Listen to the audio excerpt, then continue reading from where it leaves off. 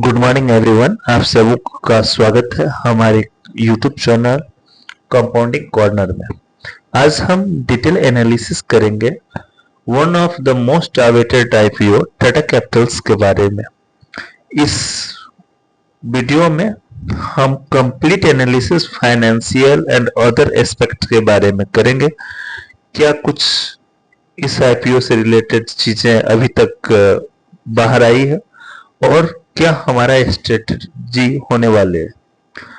तो चलिए बिना डिले करते हुए शुरू करते हैं हम अपना वीडियो। जैसा कि आप सबको को पता चल गया होगा कि आईपीओ का साइज 15,512 करोड़ के लगभग में है। प्राइस रेंज जो डिसाइड हुआ है अभी तक 310 से 326 है। एज आप सभी जानते हैं कि हमें अपर प्राइस बैंड पे ही अप्लाई करना चाहिए, क्योंकि जब आईपीओ फुल्ली सब्सक्राइब हो जाता है तो लोअर प्राइस पर अप्लाई करने वाले लोगों के एप्लीकेशन रिजेक्ट कर दिया जाता है और उसी आईपीओ के एप्लीकेशन को लॉटरी प्रोसेस के लिए कंसीडर किया जाता है, जो कि अपर प्राइस वैल्यू पे है। तो आप सबों को 326 रुपया ही अप्लाई करते वक्त सिलेक्ट करना है। एक लॉट में शेयर की संख्या 46 होनी चाहिए और मिनिमम जो अमाउंट की आवश्यकता आप लोग को होगी इस आईपीओ में अप्लाई करने के लिए वो 14,260 रुपया है। आईपीओ ओपन हो रहा है कल 6 अक्टूबर 2025 को, अर्थात सोमवार के दिन, और अप्लाई करने का लास्ट डे 8 अक्टूबर 2025 है। अब जैसा कि आईपीओ यूपीआई से जुड़े हुए जो नए प्रावधान लागू हुआ उसके अकॉर्डिंग आपको अप्लाई करना पड़ेगा, क्योंकि at the end of the day 8 अक्टूबर को 5 बजे से पहले पहले आपको यूपीआई का मैंडेट एक्सेप्ट करना पड़ेगा। तो जो लोग 8 अक्टूबर को टोटल सब्सक्रिप्शन देखने के बाद अप्लाई करने के लिए सोच रहे हैं, उन सब से हमारा यही सजेशन रहेगा कि या तो वो नेट बैंकिंग के जरिए अप्लाई करें, नहीं तो 10 बजे से पहले पहले वो अप्लाई कर दें ताकि टाइम से यूपीआई मैंडेट को वो एक्सेप्ट कर सके। तो चलिए अब हम इसका फाइनेंशियल स्टडी करते हैं। तो जैसा कि ओवरऑल स्टडी में दिख के आ रहा है कि मार्च 2023 में टोटल रेवेन्यू 13,62,885 रुपया था, जो कि अगले साल मार्च 2024 में बढ़कर 18,17,482 रुपया हो गया और फिर ये बढ़कर मार्च 2025 जो अभी गुजरा है उसमें 28,31,274 रुपया हो गया। यानी रिवेन्यू में ईयर और ईयर गजब का ग्रोथ है। अदर्स इनकम के सेक्शन को भी देखें तो मार्च 2023 में 864 रुपया था, जो कि 24 में बढ़कर 2356 करोड़ रुपया हो गया और अगले साल यानी कि मार्च 2025 में बढ़कर 5713 करोड़ रुपया हो गया। यानी कि अदर्स इनकम में भी ईयर ऑन ईयर ग्रोथ अच्छा है।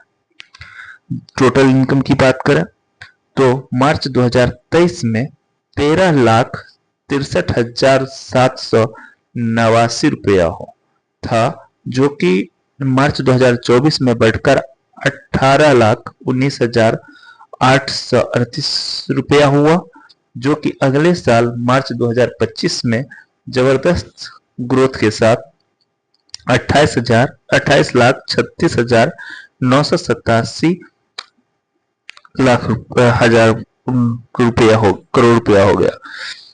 टोटल प्रॉफिट की मैं बात करूं तो 2,94,577 करोड़ रुपया, जो कि मार्च 2023 में था, वो आगे बढ़कर 3,32,696 करोड़ हो गया और इस साल यह बढ़कर 3,65,502 रुपया हो, अर्थात प्रॉफिट में भी ईयर और ईयर ग्रोथ काफी अच्छा है। तो इस स्थिति पे हम यह बात कर सकते हैं कि फाइनेंशियल ओवरऑल इस एनबीएफसी आईपीओ का अच्छा दिख रहा है। अब बात अगर बैलेंस शीट की करें तो एसेट में भी ईयर ऑन ईयर जबरदस्त ग्रोथ है, टोटल एसेट में भी ईयर ऑन ईयर जबरदस्त ग्रोथ दिख रहा है, लिएबिलिटी बढ़ी है ईयर ऑन ईयर, लेकिन एज इट इज एनबीएफसी तो इसमें लिएबिलिटी यानी कि कर्ज जो ली है इसे निगेटिव बिल्कुल नहीं देखा जाता, क्योंकि इनका तो ये काम ही है कि बैंक से कर्ज लेकर लोगों को कर्ज देना और उसी से ये लोग पैसा कमाते हैं। ठीक है, तो कोई खराब चीज नहीं है। जहां तक फाइनेंशियल फ्रंट पे ये बहुत ही अच्छी कंपनी दिखती है। अब अगर हम ये बात करते हैं क्या सब कुछ अच्छे है, नहीं, सब कुछ अच्छा नहीं। इसके लिए निगेटिव चीज की अगर हम बात करें तो इसमें एक जबरदस्त निगेटिव चीज ये है कि आईपीओ का साइज काफी बड़ा है, यानी कि जैसा कि आपने देखा कि 15,512 करोड़ के लगभग आईपीओ होने वाला है, यानी कि ये मार्केट से लिक्विडिटी को काफी ज्यादा सक करेगा।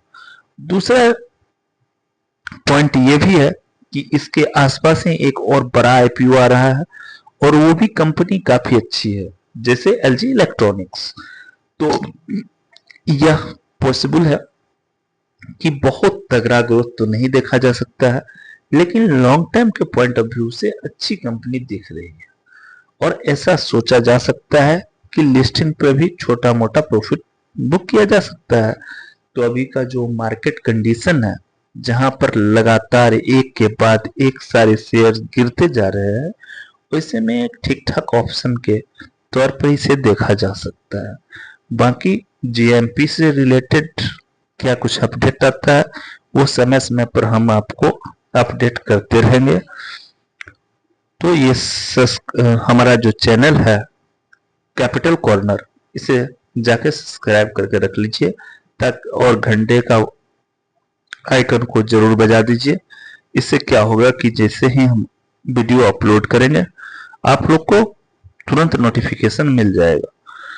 बाकी अप्लाई करने से पहले एक बार अपने फाइनेंशियल एडवाइजर से पूछ जरूर लीजिएगा और रिस्क अपने ही रिस्क रिवार्ड रेशियो के आधार पर ही अप्लाई कीजिएगा।